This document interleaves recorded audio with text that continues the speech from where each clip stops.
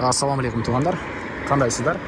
Назарыңыздарда қайрадан эле базар жоқ каналы бүгін 20 июль 2022 жыл мен Бишкек шаарынын түндүк чыгышы Енесай конушунда жүрөм туғандар. Ушул жерден бир сатылуучу үй бар экен, ошол жөнүндө силерге маалымат берейин дегем. Азыр мен турган жер Алматы көчөсүнүн жээгинде турам туғандар. Енесай конушуна кирип кеткен жеринде. Бул жактан кирсеңиздер, сиздер Енесай конушуна кире аласыздар. Түз өтсөңүздөр чоң Енесайдын өзүнүн Култегин деген центральный асфальт көчөсү бар. Ал жактан түз түндүктү карай бир аз басканда 14-көчөдө сатылуучу үй жайгашкан туғандар. Анан бул Алматы көчөсүнөн көпчүлүгүңүздөр билгендей эле көптөгөн маршруткалар Бишкек шаарынын көптөгөн бурчтарына барышат. Түз чыксаңыздар Аламидин базарына бара аласыздар. Жана Енесай конушуна кирип эле жөө басып чыксаңыздар, ал жакта жакын жерде Дордой базары жайгашкан туғандар. Андан ары эмне маалыматын берсек, бул жактагы Култегин чоң, Енесайдын ичиндеги чоң трассадан деле көптөгөн маршруткалар Бишкек шаарынын көптөгөн бурчтарына барышат. 240-чы, 104-чү жана башка. Анда мен сатуучуга карай жол алдым туғандар. Силер лайктан басып, өз оюңуздарды комментарийге жазып туруңуздар.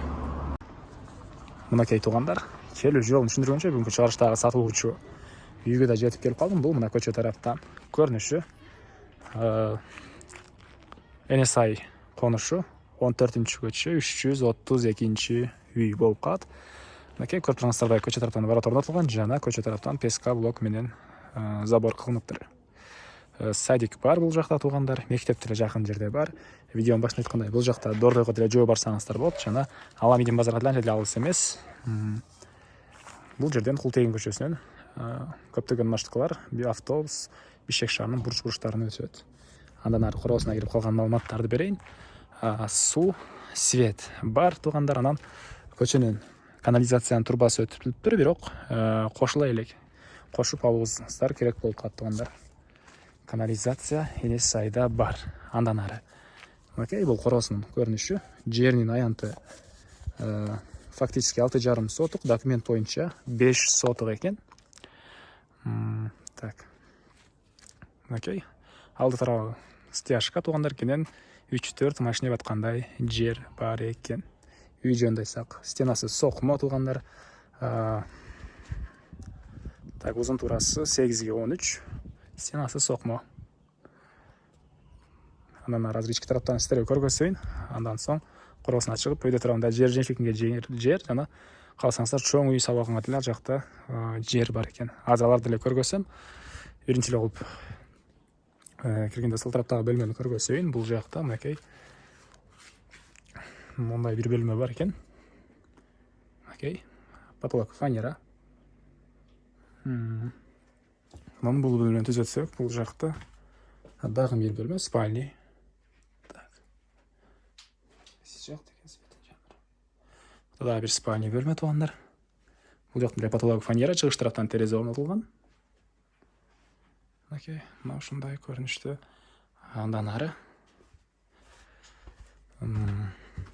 Так.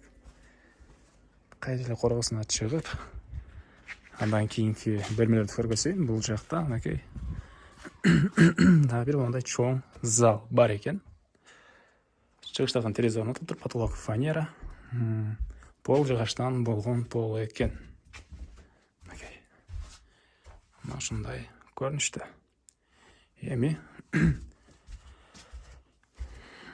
короосуна чыгып, дагы бир эшиктен кирсек, ал жакта дагы бөлмөлөр бар. Мынакей алды тарабы мондай навес туғандар. Навестин лыйтрагы стяжка болгон, бул жакта гүлдөр эгилген. Кааласаңыздар кандай бир бактар деле койсоңуздар болот. Кошуналар менен болгон чек ара, көчө тараптагы чек аралар баары песка блок менен забор кылынып тургандар. Андан ары. Бул жакта көрүңүздөр тапчан, өйдө тарабы навес туғандар. Анан бул жакта бир эшик бар экен. Бул эшиктен кирсек, дагы 3 бөлмөгө кирип кете алат экенбиз туғандар. Окей. Киргенде бул жакта бир прихожка. Окей, потолок фанера. Түшүк тараптан пластик терезе орнотулуптур. Полдор жыгачтан болгон пол экен. Анан ушул жерден түз өтсөк, бул жакта дагы бир бөлмө. Окей, бул жакта түшүк тараптан терезеси бар экен. Анан ал жерден да сол тарапка кайрылсак, дагы бир мондай бөлмө жайгашкан. Чыгыш тараптан терезелер орнотулуптур. Полдор жыгачтан болгон пол туғандар. Мына ушундай көрүнүштө. Эми кайра эле прихожкага чыгып, оң тарапка кайрылсак, бул жакта дагы бир мондай спальня бөлмө бар экен. Окей. Андан ары мен кайрылы үйдүн коросундамын туугандар. Бул жакта навестин ылдый тарабында очоктор бар экен. 3 очок, чоң очок, орто очок жана кичинекей очок. Кирпич менен бүтүлгөн, тышкы тарабына кафель чапталыптыр. Өйдө тарабы көрүп турганыңыздардай навес туугандар. Мына ушундай көрүнүштө бул мына үйдүн түштүк тарабы. Бул жакта жер жемшекенге жер. Мынакей жер жемиштер эгилип турган учуру. Жана бул жакка негиз боюнча дагы бир чоң үй салсаңыздар деле болот деп айтты үй ээси. Чоң үй салсаңыздар деле болгодай жер бар экен буякта. Анан үйдүн эң түштүктөрүндө үйдүн тышкы тарабындагы туалет, ал жагы түштүк тараптагы кошуна менен болгон чек ара көрүп турганыңыздардай